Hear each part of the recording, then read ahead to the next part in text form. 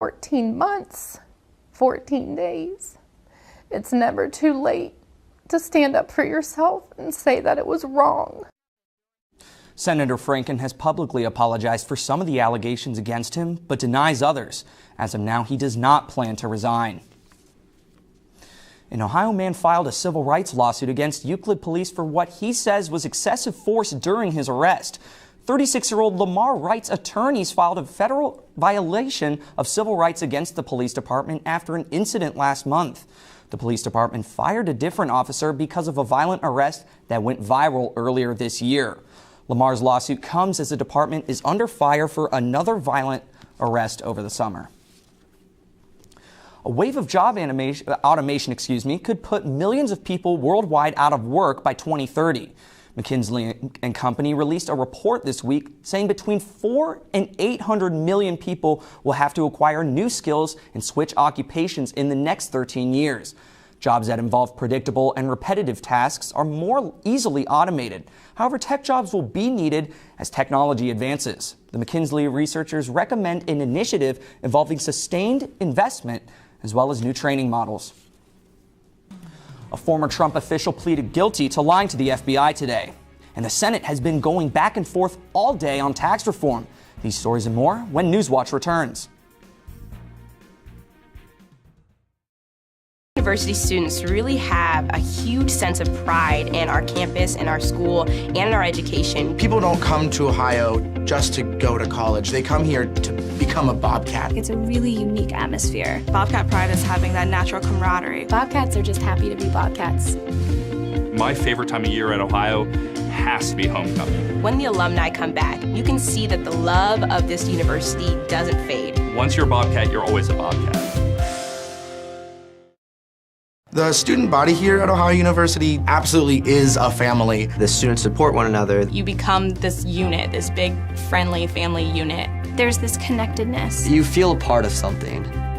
Driving in on the highway and just seeing the red bricks and the trees again, it's just like coming back home. There's great students, great professors. You just walk around campus and think, oh my gosh, I can't believe I go here. I feel like I matter in the community, and I feel like I matter here at Ohio University. It's home.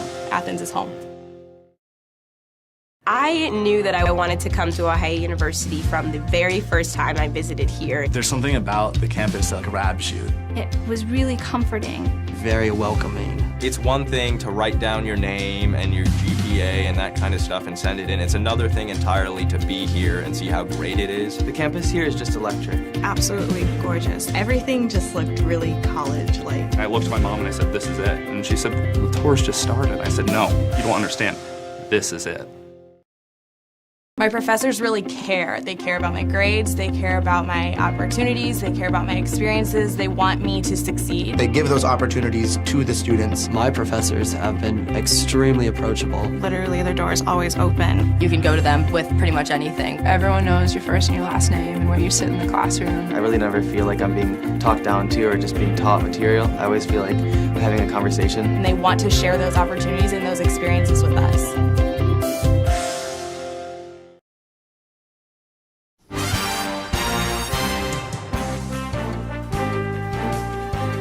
Former National Security Advisor to President Trump, Michael Flynn, pled guilty today to willfully making false statements to the FBI over conversations with Russia. CNN's Kristen Holmes is in Washington with the latest. Former Trump National Security Advisor Michael Flynn pleading guilty to willfully and knowingly making false statements to the FBI.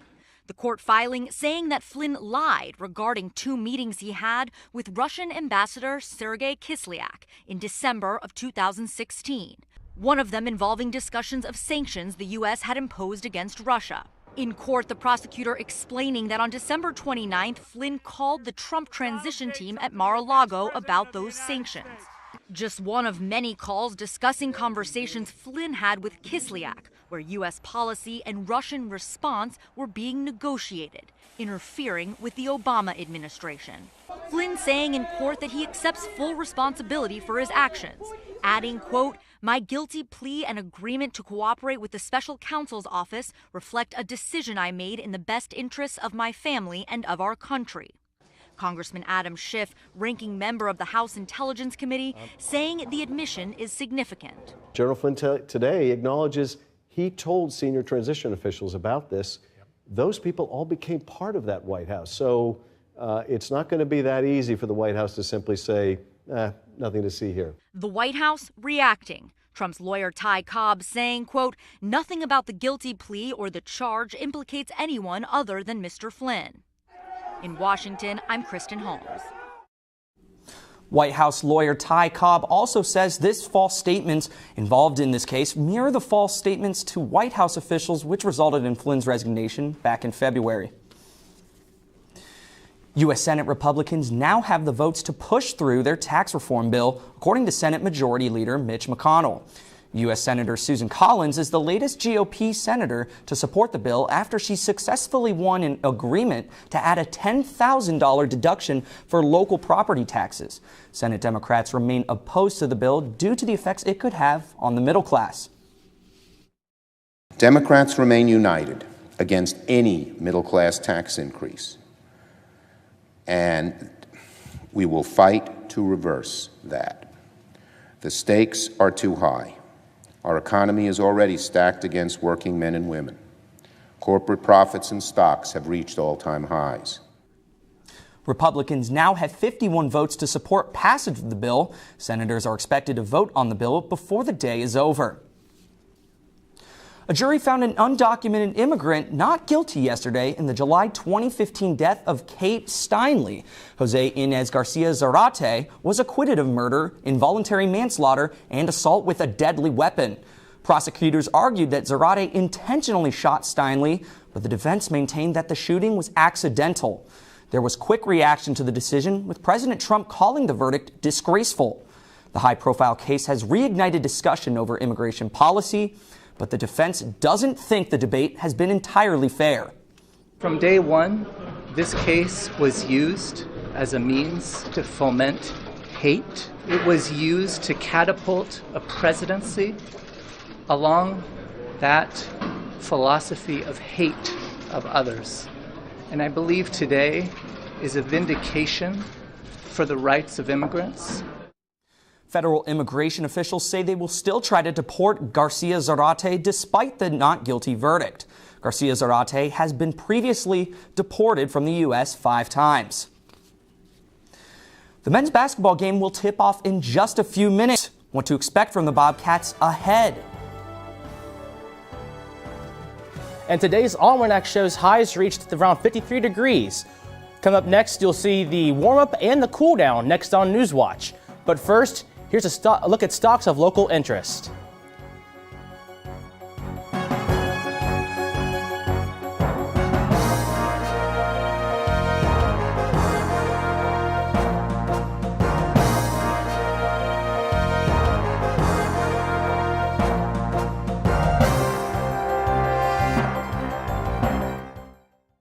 Professors really care. They care about my grades, they care about my opportunities, they care about my experiences, they want me to succeed. They give those opportunities to the students. My professors have been extremely approachable. Literally, their door is always open. You can go to them with pretty much anything. Everyone knows your first and your last name and where you sit in the classroom. I really never feel like I'm being talked down to or just being taught material. I always feel like I'm having a conversation. And they want to share those opportunities and those experiences with us.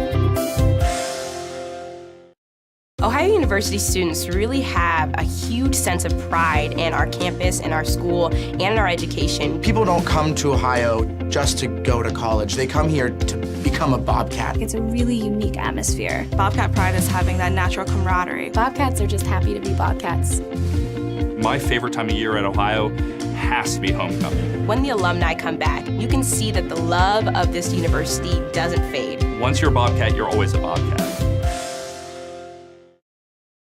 I knew that I wanted to come to Ohio University from the very first time I visited here. There's something about the campus that grabs you. It was really comforting. Very welcoming. It's one thing to write down your name and your GPA and that kind of stuff and send it in. It's another thing entirely to be here and see how great it is. The campus here is just electric. Absolutely gorgeous. Everything just looked really college-like. I looked at my mom and I said, "This is it." And she said, "The tour's just started." I said, "No, you don't understand. This is it." The student body here at Ohio University absolutely is a family. The students support one another. You become this unit, this big, friendly family unit. There's this connectedness. You feel a part of something. Driving in on the highway and just seeing the red bricks and the trees again, it's just like coming back home. There's great students, great professors. You just walk around campus and think, oh my gosh, I can't believe I go here. I feel like I matter in the community, and I feel like I matter here at Ohio University. It's home. Athens is home. Welcome back. Now, before we get to Ethan's extended forecast, we're going to go live to sports reporter Mitchell Lyons, who will give us a preview of the Ohio men's basketball game against Coppin State. Now, Mitchell, 4 out of Ohio's 6 forwards have dealt with injuries this season, but one of them is making a return tonight. Yeah, thanks.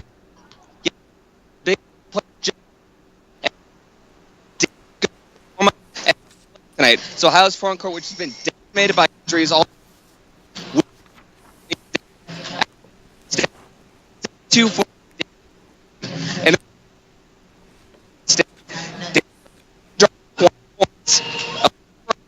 the 3-2 and 5 first win of the season. Twitter.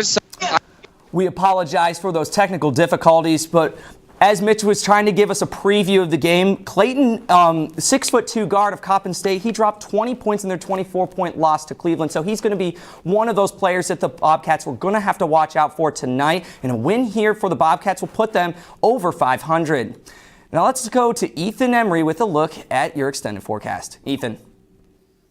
All right, thanks, Josh. But speaking of sports, if you're going to watch the Division III football game tomorrow evening with Tri-Valley versus Trotwood Madison, that is actually going to be the state championship for Division III football. That'll be in Canton, Ohio. So if you're going out to that game, 34 degrees with partly cloudy skies should be a great game for Tri-Valley and Trotwood Madison.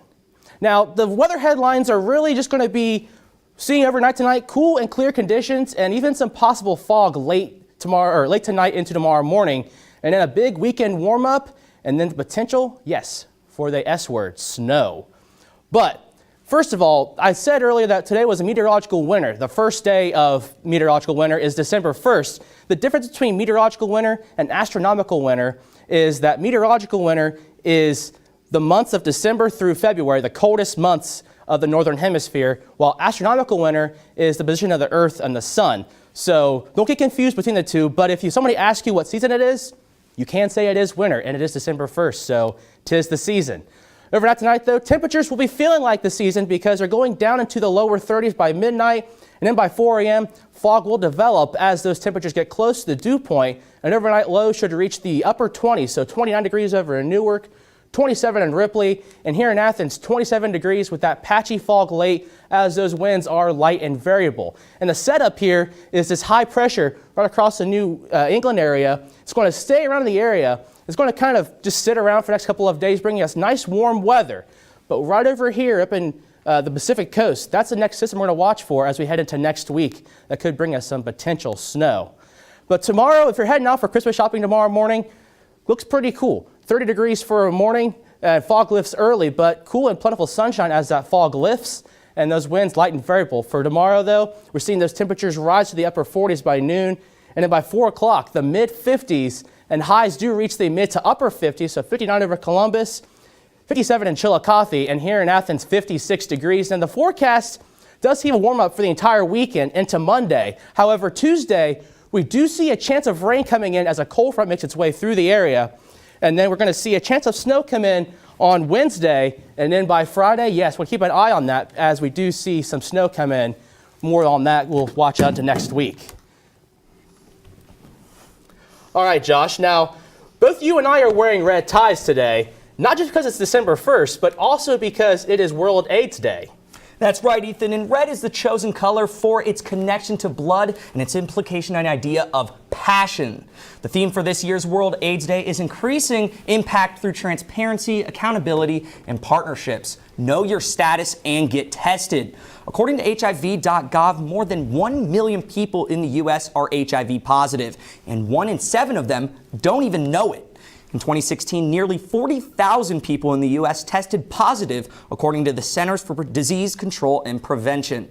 With the advances in research and medicine, those who are living with the human immunodeficiency virus can prevent it from progressing to acquired immunodeficiency syndrome or AIDS.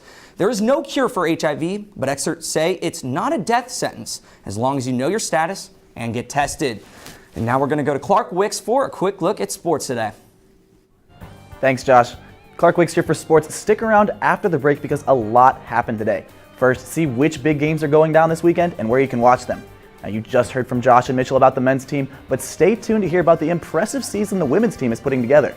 All that and more next on Newswatch. And as always, stay tuned to WOUB. Here's a look at what's coming up tonight on your public television station.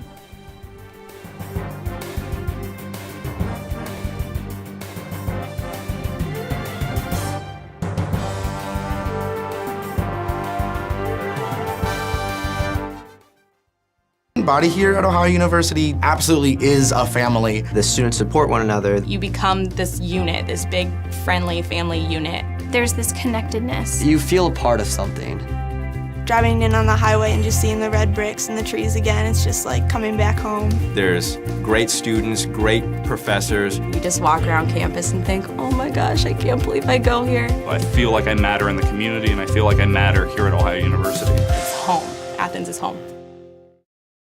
Ohio University students really have a huge sense of pride in our campus, in our school, and in our education. People don't come to Ohio just to go to college. They come here to become a Bobcat. It's a really unique atmosphere. Bobcat pride is having that natural camaraderie. Bobcats are just happy to be Bobcats.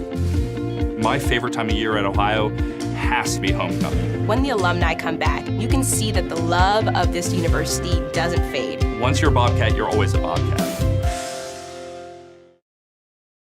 My professors really care. They care about my grades, they care about my opportunities, they care about my experiences, they want me to succeed. They give those opportunities to the students. My professors have been extremely approachable. Literally, their door is always open. You can go to them with pretty much anything. Everyone knows your first and your last name and where you sit in the classroom. I really never feel like I'm being talked down to or just being taught material. I always feel like we're having a conversation. And they want to share those opportunities and those experiences with us.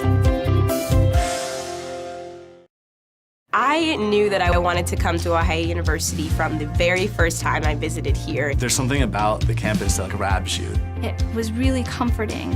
Very welcoming. It's one thing to write down your name and your GPA and that kind of stuff and send it in. It's another thing entirely to be here and see how great it is. The campus here is just electric. Absolutely gorgeous. Everything just looked really college-like. I looked at my mom and I said, this is it. And she said, the tour's just started. I said, no, you don't understand.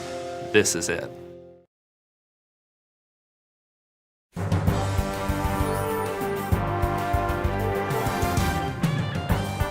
Welcome back. I'm Clark Wicks, and here are tonight's sports stories. Now, unlike the men's team, Ohio's women's basketball team is putting together an impressive start to their season. After topping Eastern Kentucky 69-57 on Tuesday, the women's team has won 4 of their first 5 games. They look to improve to 5-1 tomorrow afternoon as they host the IUPUI Jaguars. The Jaguars have also suffered just 1 loss this season, so this should be an interesting matchup. Junior guard Dominique Dosek and freshman Sierra Hooks both average about 12.5 points per game to lead the Bobcats offense. Now, tip-off is at 3:30 Saturday afternoon at the Convocation Center. Now, sticking with Ohio sports, the Bobcat football team is going to the Bahamas later this month for the Bahamas Bowl. But tickets can be expensive, especially for students. Haley Adams of the Ohio softball team, who is actually dating star running back A.J. Olette, was one of the students who couldn't afford a ticket. That's when her teammates stepped in.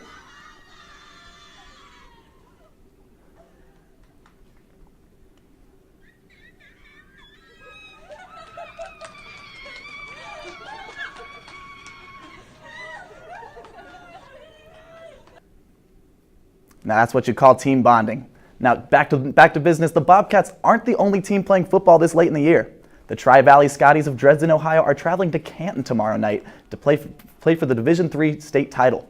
The Scotties take on the Trotwood Madison Rams, and kickoff is scheduled for 8:30 at the Tom Benson Hall of Fame Stadium. Now sticking with football, the Ohio State Buckeyes are facing off against the Wisconsin Badgers at Lucas Oil Stadium for the Big Ten Championship Saturday night. With a win, the undefeated Badgers are almost guaranteed a spot in the college football playoffs. On the other hand, the 8th-seeded Buckeyes will need a big win in some key losses if they want to sneak in. Kickoff is scheduled for 8 o'clock. Now, the last time the Buckeyes were Big Ten champions was 2014, and a man named Ezekiel Elliott had 220 yards rushing and 2 touchdowns in that win. Fast forward to today, and the Cowboys are trying to piece their season back together without Zeke. The Cowboys put an end to their 3-game losing streak last night as they topped rival Washington Redskins 38-14.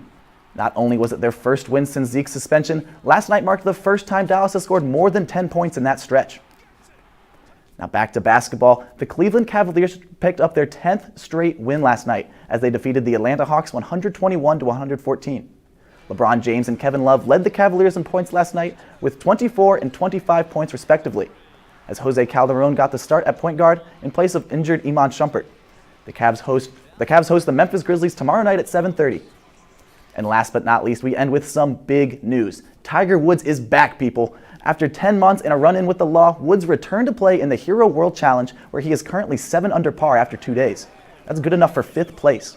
In his first competition in 10 months, Woods sits just 5 strokes behind tournament leader Charlie Hoffman. Now, I'm Clark Wicks, and that's it for sports. Back to you, Josh.